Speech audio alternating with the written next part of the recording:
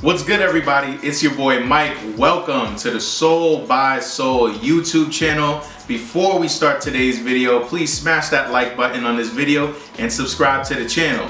We're gonna continue talking about upcoming sneaker releases of 2022. I'm starting it off hot with the Yeezy 350 V2 in the Blue Tint colorway. So this sneaker was supposed to restock at some point in 2021, but we just never got that in the US. Now it's supposedly restocking on January 22nd, most likely for $220.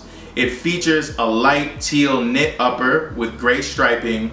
The Supply 350 is big and bold on this pair on the lateral side, and we've got the chunky semi-translucent rubber midsole that we're used to. This is a pair that I'm very fond of just because it was such a big hit back in the day. This is like vintage Yeezy, and I hope I have the opportunity to cop this time around. Since we're on Yeezys, I want to mention the Yeezy 350 V2 Dazzling blue colorway, which is rumored to have a spring 2022 release. Now, this joint is interesting, okay? It's sort of like the Bread 350s, but with an even bolder blue treatment. The streak is in blue and the Supply 350 is in black on this pair. Although kind of standard, I do think these will have good reception because it's circling back to that OG 350 V2 colorway, just like when I mentioned the Blue Tints. So it's gonna give kind of this refreshing colorway for 2022, so we got our eyes on that one. Next up are the UNC Air Jordan 6s, as of now releasing on March 5th, potentially for $210. Now, I don't love that price point, but this seems like the direction Jordan brand has been going in. The University of North Carolina colorway is a staple over at Jordan brand, and the AJ1 and AJ4 got this same treatment last year. This pair is similar to the Carmines in terms of color blocking, and it seems like it's gonna be another GR that's a hit. Now, I'm gonna be honest, I'm not quite a fan of the heel tab on this pair of sixes. It's almost the same as the one on the UNC AJ4s, which bothered us enough to kind of put it down a few notches. But I do like how they're bringing back the sixes ever so slightly. It's making, you know, the newer generation appreciate that silhouette. Before we continue, I have a question for everyone. How do we really feel about Air Jordan 2s? Be real with me. Is the hype around the 2s and the marketing that Nike's doing working perfectly? Do you really find the AJ2 silhouette to be dope? Leave a comment below, let us know. I'm really not mad at, let's say, the off-white Air Jordan 2s. I could have done without the cracking actually, but conceptually I still thought it was cool. The shape and the fact that it was an AJ2 low made me appreciate it more. And the next few AJ2 collabs, I'm not quite sure about. I need official images or unfeed or these sneakers to start rolling out. Alright, let me just get into it. So we're starting up with the Union LA X Air Jordan 2 Gray Fog that's coming to us on April 8th for a retail price of $225.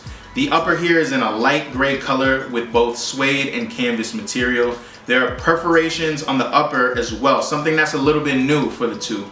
The vintage vibe is strong with the yellowed laces, the tongue, and other tags. And there's also a colorway in Rattan, which feels like it dives even further into the vintage vibe of this sneaker because of the beige upper and the yellow that's incorporated.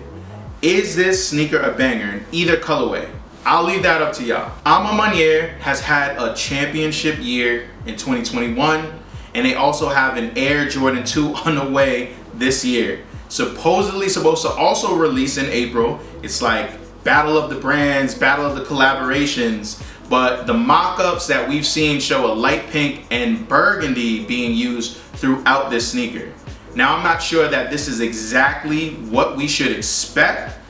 Maybe the colors will stay intact, but I don't think we have a good sense of what the material might be or how they could remix this sneaker a little bit. I'm still kind of on the fence with both of these sneakers. Like I said, I just need to kind of see more of it to really make a determination of if I like it or if it's just that hype beast in us that were like, yo, all these 2s are dope. So there's a pair of Air Jordan 3s that I have no choice but to be excited about. We're talking about the Air Jordan 3 and the Desert Cement colorway, releasing on April 30th for $200. This sneaker is following the OG black cement color blocking, and I don't think that can be ignored. I foolishly didn't go for the black cements in 2018, and it still hurts to this day, man.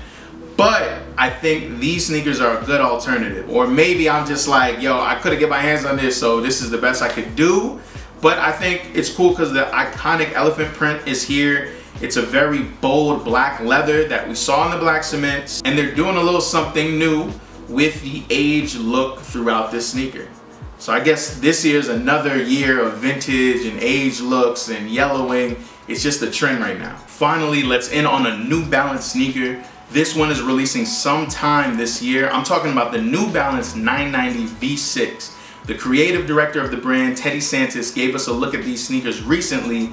The 990 has had a long history, and in recent years, it's been the sneaker to collaborate on. We've seen a lot of top-tier collaborations. This V6 has a number of mesh and suede layers. They've been able to remix the midsole a little bit, and they've given the sneaker kind of a sleeker look. I look forward to these modern classics and whatever else New Balance has in store for us this year. Well, that's gonna do it for us today. Thank you so much for tuning in, everyone. Please like this video, subscribe to the channel, follow us on the gram @_SoulXSoul. Leave a comment, tell us what you think of these upcoming releases videos. We intend to do a bit more with that this year. And until next time, peace, y'all.